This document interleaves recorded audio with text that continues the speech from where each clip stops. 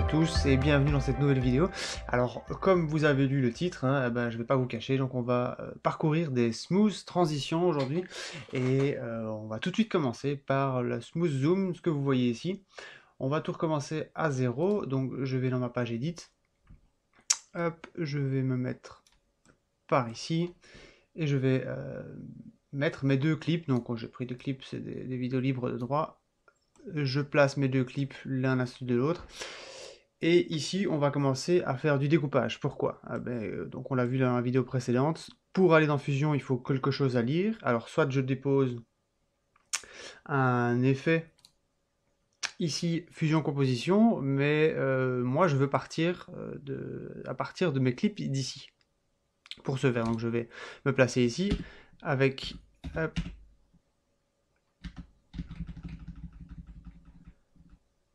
voilà, on va se placer ici au niveau des à l'intersection des deux clips. Pour déplacer ma tête de lecture à l'intersection des deux clips, je vais simplement aller avec la flèche du bas ou du haut. En fait, je peux me déplacer entre chaque clip. Ici, je me place là. Je vais maintenir la touche Shift et la touche gauche deux fois. En fait, ça sélectionne, vous le voyez, on le voit ici sur le côté, ça sélectionne des secondes. Voilà. Je vais venir cliquer ici sur le blade. Hop, je coupe. Pareil, Shift droite, 1, 2, 3, 4. Et je coupe. Je reprends ma petite souris. Qu'est-ce que je fais? Je vais prendre ce clip et le mettre au-dessus. Puisque nous, notre transition doit se passer d'un clip à l'autre, il faut que les deux clips soient présents dans ma composition Fusion. Une fois que je suis là, je sélectionne avec Shift les deux clips, clic droit, New Fusion Clip, et on est ici. Je place ma tête de lecture dessus, je vais sur la page Fusion, et j'ai donc mes deux clips. On a mon clip ici, et mon deuxième clip, donc les vagues. On vérifie donc, le premier clip c'est la fille, et le deuxième clip c'est les vagues. Hop, évidemment, clip. Alors quand vous voyagez dans les clips, ici vous voyez, si jamais vous ne savez pas exactement, parce que vous voyez toutes mes vignettes se ressemblent, je peux voir que ici c'est Fusion Clip et je vois ici le petit symbole des étoiles, ça permet de savoir exactement, c'est ici qu'il y a des effets appliqués. Hop, donc on a le média 1 c'est la fille, le média 2 c'est les vagues, et notre transition ici grâce au merge. Et en fait, si je me place, donc on voit qu'en tout j'ai 47 frames, je vais me placer à 24, plus ou moins. Ça c'est en fonction de vos choix de transition. Si jamais vous voulez faire une transition plus longue ou peu importe, ce sera vous qui déciderez là où vous voulez vous placer. Je me place à 24. Et comment est-ce que je vais passer d'un clip à un autre? Simplement avec, donc en sélectionnant bien le merge, vous avez la partie blend ici. Et je vois que quand je blend, en fait, j'enlève de l'opacité au clip du dessus et donc je passe au clip du dessous. Je suis donc sur mon premier clip. Je vais activer le petit diamant. Je vais 2 frames. Hop. Si jamais je veux par exemple aller juste une frame pour avoir une coupure assez nette, vous voyez, ici c'est un cut quoi. Maintenant moi si je veux faire un truc un peu plus smooth, hop, ici je reclique sur le diamant pour enlever la frame, pour enlever la keyframe pardon, et je vais ici me placer à 26 pour la replacer. Et qu'est-ce qui se passe? En fait j'ai une frame où les deux images sont l'une sur l'autre. Alors vous allez me dire ok d'accord mais bon j'ai toujours pas de zoom ici. Et c'est là maintenant qu'on va s'y attaquer. Alors pour faire le zoom, en fait c'est simple, on va donc chercher l'effet, CTRL espace, et je vais chercher mon transform. Alors je peux taper transform et je vais tomber dessus, ou alors si jamais vous commencez à travailler un peu plus dedans, vous allez voir qu'il y a des raccourcis XF ou 3XF pour le transform 3D, mais XF pour le transform normal. Ça veut dire quoi? Ça veut dire que si je tape XF, je vais directement tomber sur mon transform. Et je l'ajoute. Alors, je pourrais venir taper ici, à partir de 24, le transform, et venir au niveau de la size, donc de la taille, faire le zoom ici. Et si jamais on regarde, pap, on voit que le zoom c'est fait. Le seul problème, donc on va faire un zoom à 3 fois. Le seul problème, c'est que si je regarde mon clip de droite et mon clip de gauche, c'est pas le même. Parce que ce clip-là, en fait, est complet, et ce clip-là, en fait, est zoomé. Donc c'est cette partie-ci qu'on voit, un tiers de l'image. Et pour ce faire, en fait, je vais compenser. Je vais prendre le média, donc le média 2, et alors, autre petite chose, quand vous rajoutez une node directement après une autre, sélectionnez la node, CTRL F, transform est toujours sélectionné puisque c'est la dernière que j'ai sélectionnée, add, et elle se place directement à la suite. Et en fait, cette node-ci va contrer le transform. Donc, si je fais un zoom à 3 fois, ici, dans la size, en fait, je vais venir diviser par 3. Alors, petite précision, si vous faites 1 divisé par 3, ça ne fait pas 0,34. Mais ça fait 0,3 et ainsi de suite, 3, 3, 3, 3, 3. Donc rentrez cette valeur-là donc à 0,33, 3, 3, 3, 3 pour qu'il y ait le moins de disparité entre la sortie du fusion et le clip qui arrive. Et là, on voit qu'on retrouve la même image. Donc on est bon. Seulement voilà, si jamais je fais ceci, alors le zoom n'est pas encore animé, donc on va venir faire ici. On va faire un zoom de... donc on est 24 à 26. Hop. On va faire 36. Je vais animer le zoom. Et je vais 24 à 14 remettre à 0. Et donc, si je parcours, on voit que je zoome d'une à l'autre. Et là, vous me dites, ouais, mais bon, c'est quoi cette histoire? Et on voit sur les côtés, c'est pas beau, c'est pas propre. Et là, normalement, si vous venez de première, vous avez l'habitude de rajouter un effet. Pour compenser ici, vous avez un effet miroir et un effet divisé pour faire les 3, etc., etc. Ici, c'est beaucoup plus simple. Je vais dans mon transform et j'ai la partie edge ici. Si je sélectionne le miroir, ça fait tout seul pour moi. Les autres modes, bah, vous voyez, duplicate en fait, ça étire simplement les pixels qu'il y a sur les côtés. Si je mets le mode wrap, ça copie, colle simplement les images. Et moi, celle que je veux, c'est miroir. Canva, on l'a déjà vu, c'est la partie de base. Et miroir, en fait, c'est simple, ça miroir la partie pour que ce soit vraiment smooth.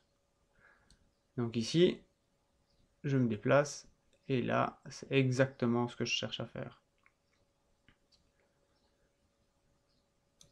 Maintenant, je veux améliorer mon effet, parce que la base de l'effet, en fait, elle est terminée. Hein. Là, vous voyez, en quelques nodes, on a notre smooth zoom, mais je veux améliorer. La première chose à faire, c'est appliquer un motion blur pour que ma transition soit un peu plus dynamique, un peu plus plaisante à l'œil. Le motion blur, quand vous allez dans la partie transform ici, donc c'est pas comme dans After Effects où vous devez appliquer le motion blur sur toutes les nodes. En fait, vous allez sur la dernière node. Ici, c'est ici qu'il y a du mouvement. Je vais dans la partie, donc on voit Setting, et j'ai la partie Motion Blur. Et on voit tout de suite l'image, si je clique et déclique, on voit tout de suite que ça change tout à fait. je peux améliorer la qualité. Ici, il va vers 5. Évidemment, plus vous allez monter, plus ça va être gourmand en termes de ressources. Et je vois tout de suite que ça donne un tout autre effet. Alors, pour encore améliorer, parce que ici, la transition est propre, elle est linéaire en fait. Je vais aller dans Spline, et on va un petit peu parler de Spline. Ici, si jamais vous n'avez pas, vous voyez, j'ai le merge qui est ici, le transform qui est ici. Transform 2, il n'y a aucune animation, donc elle n'apparaît pas. Vous pouvez ici Show Only Selected Tool.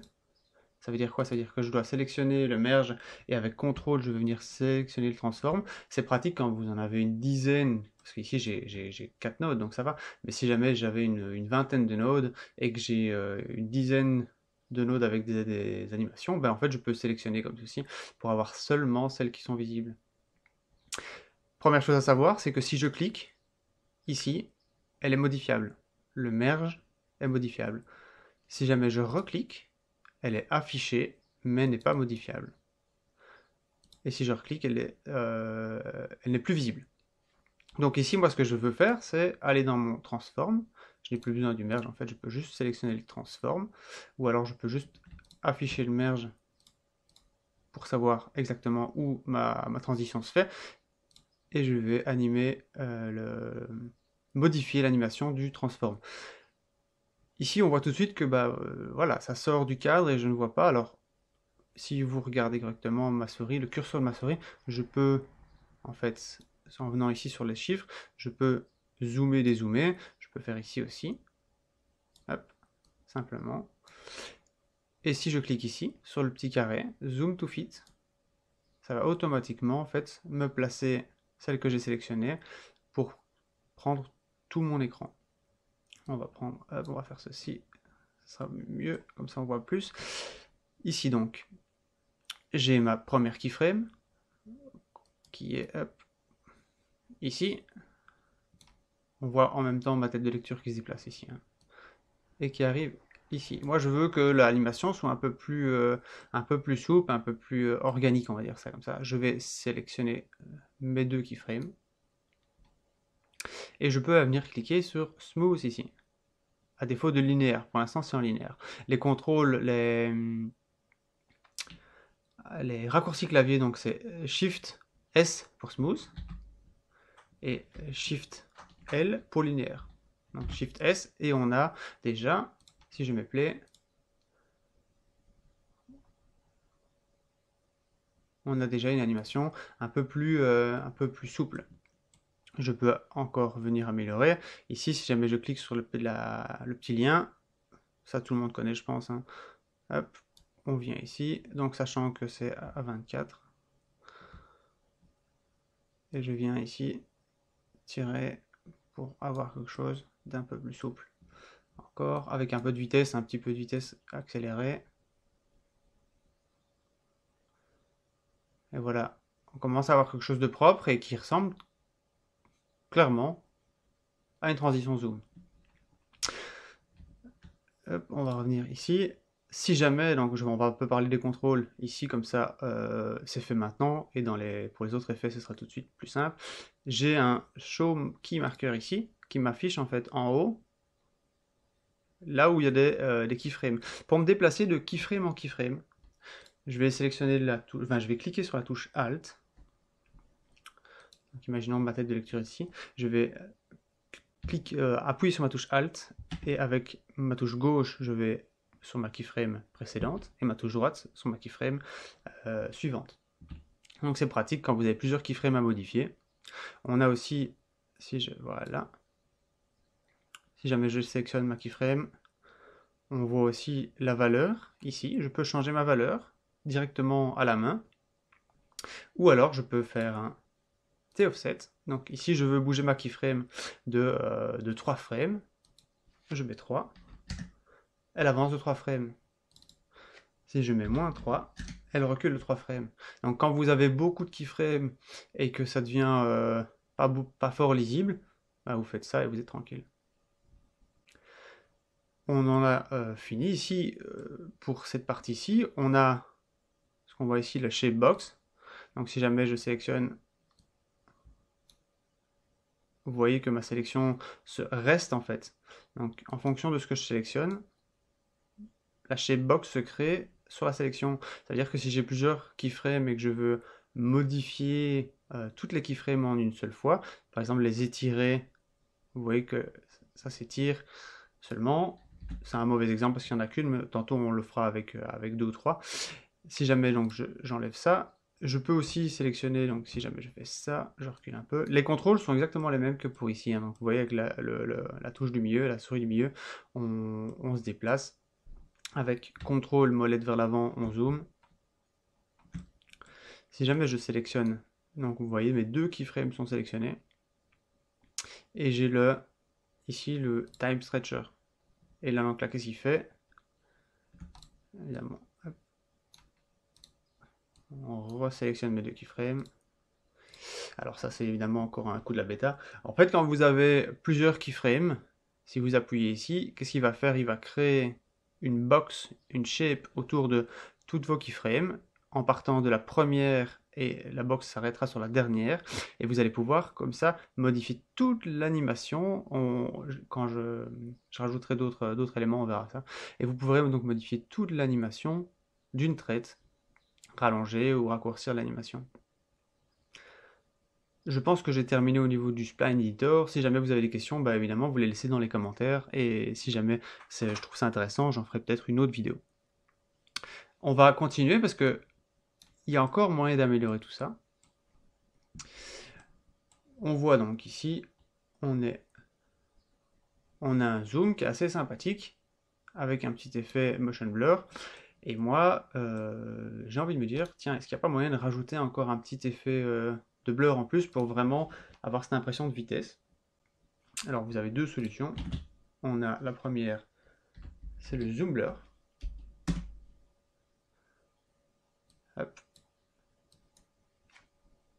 Le zoom blur, c'est quoi? C'est exactement ce que ça dit. Ça crée, vous voyez, un effet de blur en direction du contrôle ici qu'on a. Vous voyez, l'effet de blur se déplace en fonction. Donc si jamais vous créez votre smooth zoom vers autre chose, vous pouvez envoyer le centre du blur là où vous le, ou là où vous le voulez. Donc on va remettre à 0. Strange ici, bah, évidemment, c'est la force. Ok, alors ce qu'on va faire pour que vous voyez exactement ce que ça fait, on va partir d'ici. Donc là, on voit qu'est-ce que ça fait. Border type, évidemment, vous voyez ici pour l'instant, on a un fond noir. Border type replicate, bah, il va reprendre les pixels et en fonction, bah, vous voyez ici, ça crée des effets différents. Replicate, il va simplement prendre les pixels qu'il a ici et il va les répliquer. Et donc vous voyez, si je fais ça, on a un effet vraiment de blur qui part du centre vers les extérieurs, comme si on allait vite vers l'intérieur. Alors moi personnellement, j'aime bien l'effet sur les extérieurs, mais sur l'intérieur j'ai un peu du mal, c'est fort digital. Alors comment est-ce que je peux faire pour améliorer ça? Je clique sur mon zoom blur et je viens ici, ellipse, donc ça va créer un masque. Et le masque ici pour l'instant, c'est à l'intérieur de celui-ci que l'effet zoom se passe. Je vais cliquer sur inverser et on voit que c'est à l'extérieur. Donc on commence à avoir exactement ce que je veux. Et à l'intérieur, il y a moins. Et alors sur Soft Edge, en fait, ça va adoucir les bords. Et on peut aller, ça c'est chose importante à savoir, vous voyez les valeurs numériques qu'on a ici, dans les petites cases, en fait, peuvent être tout à fait modifiées, hein. Donc par exemple, ici Soft Edge, on est coincé à 0,2. Si je veux vraiment soft la chose, je peux taper 1. Et en fait, on va à ce moment-là aller jusqu'à 1, si vous voulez voir à quoi ça ressemble. Donc, on était à 0,2, 0,2, quelque chose comme ça, 0,1, et on voit que ça s'améliore. Donc là, je bats. quelque chose comme ça me paraît bien. Comme ça, on a vraiment l'effet qu'on veut. On peut agrandir aussi le cercle. Hop. Et donc, si je reprends, hop, ici, on voit qu'on a rajouté du blur sur les extérieurs. En vrai, ici, on a effectivement le... Hop, on diminue la force. Et on a quelque chose de beaucoup plus organique, beaucoup plus naturel. On a la même chose au niveau du blur. On a aussi le directional blur qu'on utilisera après.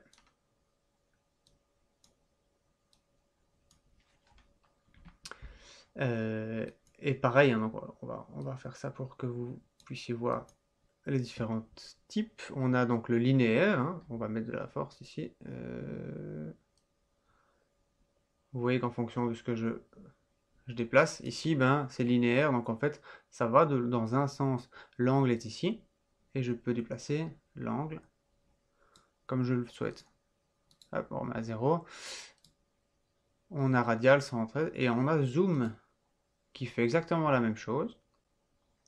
Et on le voit, c'est exactement ce qu'on cherche à faire. En fait, ça va déplacer vers l'extérieur ou vers l'intérieur en fonction de ce qu'on cherche. Ok? On va partir du principe qu'on garde celui-ci. Et je veux aller plus loin, je veux améliorer ma transition, je veux qu'elle ait vraiment un look unique. C'est justement la force de Fusion, c'est c'est pas un preset qu'on arrive et qu'on dépose sur ma timeline, en fait c'est vraiment quelque chose que je fais à la main et que je vais modifier. On va venir, alors je vais vous montrer l'autre façon d'aller chercher l'effet. En fait, vous avez dans les tools tout en dessous Warp. Ici, tout ça en fait, c'est toutes des choses qui vont modifier l'image en 2D. Même si on peut arriver à avoir un effet 3D, on verra plus tard. Et donc en fait, je vais venir prendre Lens Distortion. Je le plug. Et je le regarde. Alors on va mettre ça ici. Alors, si jamais vous êtes attentif, on regarde un petit peu. Vous voyez que le zoom blur ici, il est présent alors que l'animation n'a pas commencé. C'est tout simplement parce que le zoom blur, en fait, doit être animé. Donc on n'a pas encore animé le zoom blur. On a animé le transform, mais pas le zoom blur. Donc ça, pareil, on va devoir le prendre, créer une keyframe, et ça on va le faire juste après. Et on parle d'abord de lens distortion. Hop. Alors, on va ici, et on va créer une distorsion. Donc on peut de nouveau aller beaucoup plus haut. Hein. On peut aller... Si jamais je veux vraiment quelque chose de fort, et qu'est-ce qui va se passer? Ben, on a la distorsion qui se passe au moment du zoom, et qui va revenir à 0 une fois que le zoom est terminé. Alors on va vite animer le zoom blur et le lens distortion, donc on va aller voir le transform. Hop. On se place donc sur notre keyframe. Je veux que mon zoom blur commence à partir du moment où il y a un mouvement, c'est logique. Donc je vais le commencer une frame après le transform. On clique sur le zoom blur et on va animer donc la smooth strange. La petite étoile. Et on aurait dû faire comme ça. C'est à 24 que le zoom est à son pic. Donc on va venir taper l'étoile ici. Et en fait, ici, on va venir le remettre à 0. À 26, elle est toujours à son pic. En fait, c'est à 25 qu'elle a son pic, mais bon. Et on va venir la remettre à 0. Donc, si jamais elle transforme, pour être sûr, pour savoir exactement où c'était. C'était ici, donc une frame avant. Je remets à 0. Et qu'est-ce que je fais? Hop, donc si jamais je mets ça, on laisse précharger. Et on voit donc que mon zoom blur, de nouveau maintenant, est animé. Ça veut dire quoi? Ça veut dire que quand je me retrouve ici, il n'y est plus. Il n'est plus présent. Je vais faire pareil sur la lens distortion, mais moi j'ai envie que la lens distortion commence en fait un petit peu avant pour avoir un petit effet que l'image s'étire avant de faire le zoom. Donc je vais la faire une ou deux frames avant, on va faire 2 frames avant. Lens distortion, pardon. Donc ça, hop, voilà. Si le transforme, je ne veux plus le bouger, donc je vais le cliquer sur ici pour le figer. Je suis sur le lens distortion et en fait j'ai modifié la distorsion. Donc en fait pareil, hein, on va aller se mettre à 25 et on va mettre la distorsion à 1. Je reviens 2 frames, donc sur 12, j'enlève la distorsion. 2 frames après, j'enlève la distorsion et vous voyez que là, tout de suite il m'a créé donc mon animation. Et alors évidemment, si je ne charge pas l'image, hop,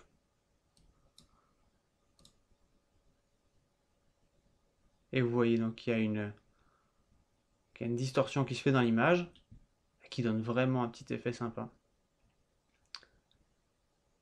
Alors on peut aller encore plus loin parce qu'on est un peu fou et on va créer un petit effet d'aberration chromatique. Alors celui-ci, si vous tapez chromatique aberration, vous n'allez rien trouver de bien particulier dans les effets. Et ça, c'est un peu dommage. En fait, il se trouve dans les templates, dans les tools. Et vous avez donc 3 tools ici qui n'apparaissent pas dans votre recherche. Je ne sais pas pourquoi, ne me demandez pas pourquoi. Posez la question à Blackmagic. Et j'ai un effet ici, chromatique aberration. Et en fait, si on regarde, il y a plusieurs nodes l'une sur l'autre. Si je laisse ma souris, il me dit en fait, il y a 2 tools. Directional Blur, pardon. Regardez, ce qu'on va faire, c'est que je peux cliquer sur droite. Et normalement, j'ai Ungroup. Et en fait, il m'affiche les 2 nodes qui créent ce tools. Donc, si je clique sur la première node, en fait, je vois toutes les paramètres qui ont été faits. Donc ça, c'est des... On est dans l'animation un peu plus complexe. Mais moi, je veux que ce soit simple, efficace. Je vais prendre donc mon aberration chromatique. Je vais la plug ici. Et qu'est-ce que je fais? Je fais exactement comme tantôt. Donc je vais... C'est ici. Je viens là, parce que c'est exactement là que je veux. On va dire plutôt là. Hop, je vais venir mettre l'aberration chromatique plus fort. Diamant. Clipping mode, je ne dois pas le changer, donc on le laisse sur frame. Diamant ici, je vais donc,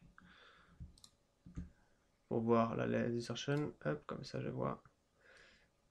Je vais me placer donc sur la même partie, et là, je reviens sur 0.